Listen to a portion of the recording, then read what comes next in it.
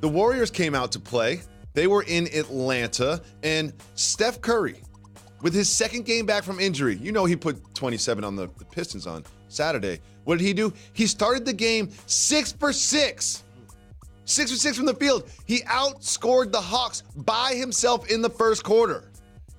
Jalen, are you surprised to see Steph just right back where he left off? I'm not surprised. He initially played against Detroit, second game at the Hawks. Steph Curry is a player that when we talk about building a team around, I always have to be the person in the room to bring his name up.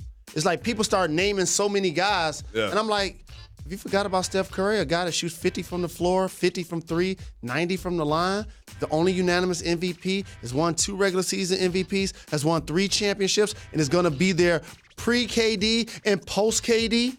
Playing great basketball? No, I am not surprised to see him. He might have had a little extra motivation in this one. Let's listen to some of his post-game comments about Trae Young. It's getting old, to be honest. I mean, again, he's his own player. Just like when I was a rookie, Steve Nash's name was thrown out there a lot.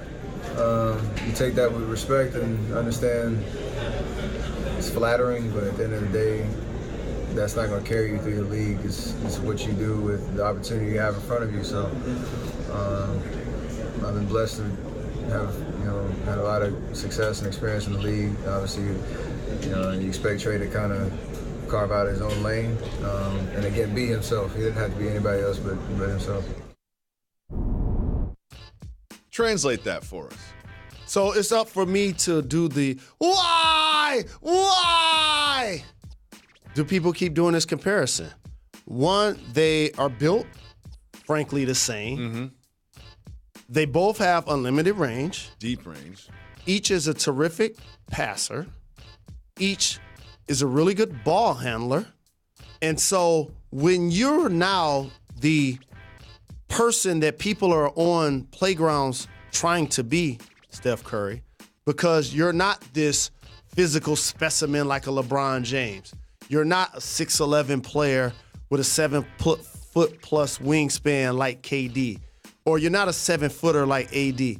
The common player, the common fan wants to be like Steph.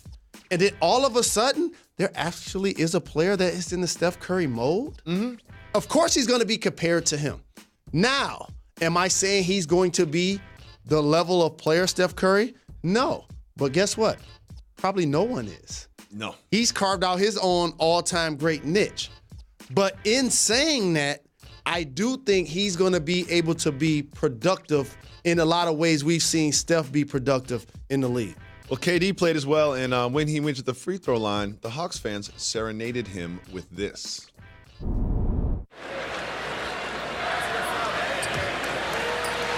He has scored 20 or more in 18 straight against the Hawks. Alex English had a streak of 21 in a row against Atlanta. He is amazing. Well, you couldn't hear it, but there was a huge section of fans screaming, "Draymond hates you," while he was at the line. Jalen, do you think KD has a good attitude about this? Do you think he finds it funny? Does that bother him? I think he has a good attitude about it, knowing that this is going to be their final season playing together. But when you're in Dallas and you're in Atlanta and people continue to bring up team turmoil, unless you're the Golden State Warriors that at some point of the year are going to start 5 All-Stars, it does play a factor in the psyche of a team.